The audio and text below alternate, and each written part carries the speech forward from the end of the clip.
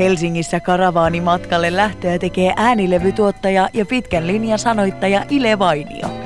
Ilen luotsaaman ryhmän määränpäänä ovat Kotkassa järjestettävät Rockfutiksen SM-kisat. Yli 800 pelaajaa paikalla. 300 hienoa naispelaajaa, 500 poikaa siinä ja Jukka Virtanen vanhin, mutta ei huonoin. Hintsanen on myös mukana. Me ollaan, että se pärjää kentällä paremmin kuin tuolla maantiellä. Mikko Kivinen ei osunut kertaakaan palloa, väitti kanssa, että on futaaja.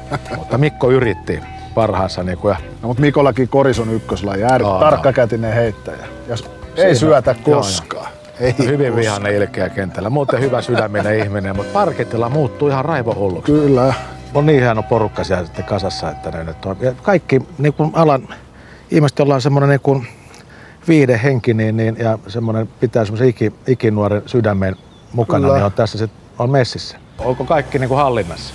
Mitallit, pokaalit, rockfutislevyt, johtokunnan levyt. Kato, jengi kuitenkin kun on kuppiin mennyt, niin vähän rohkeammin ostaa.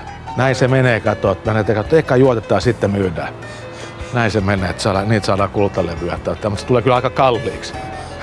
Parisataa kultaa platinalevyä mäkin tässä on tuottanut, sen verran pitää vähän kehua, koska on niin hyviä artisteja. Tuossa näyttää olevan legenda Kari Tapio ja toivottavasti jokaisen karavaanarin autossa soi Ilkka Vainion sanotuksia, että on mäkin semmoinen 1000 laulua tehnyt, sieltä löytyy jokaiselle jotakin, kuunnelkaa edes säälistä.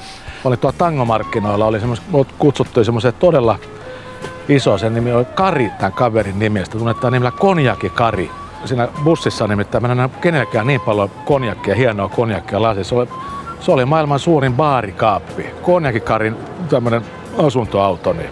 Että hänelle terveisiä, että ensi vuonna taas nähdään tangomarkkinoilla, kun on eka tuomaroinut ja sitten tuo vähän Konjaki Karin bussia tervehtimään.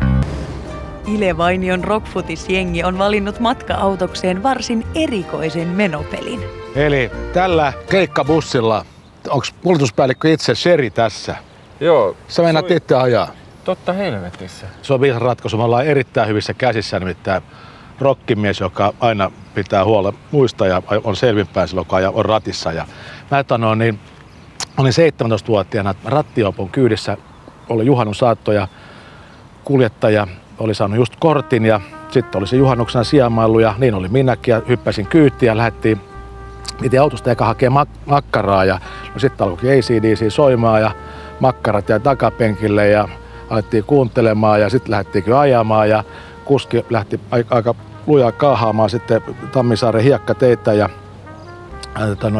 sitten tuli semmoinen kaare ja hiekka lähti oikein kunnolla ja painettiin suoraan ilmassa. Tämä Ronkonarppinen kuski nimeltä Jaku, niin yritti katsoa mua ja yritti väistellä niin sätkä suussa sitä puuta, mutta se on hidastetussa filmissä, painettiin vääjäämättömästi siihen huuseen ja tömähti ja me tiputtiin semmoinen 10 metriä alas sitten, että Yrkäntieltä se kuusi oli helvetin korkea. Ja mulla oli ollut turvavöitä ja mun meni pää läpi tuulilaisia, tuli takas sieltä ja tömähdettiin katolle ja kuski pyörtyi ja mä potkin ikkunat rikki ja sain revittyä hänet sinne pellolle ja verta tietysti lensi paljon ja mutta olin kuitenkin tajussani ja kiipesin ylös sinne hiekkatielle ja näin, että tuleekin auto ja olin siitä, mä olin koko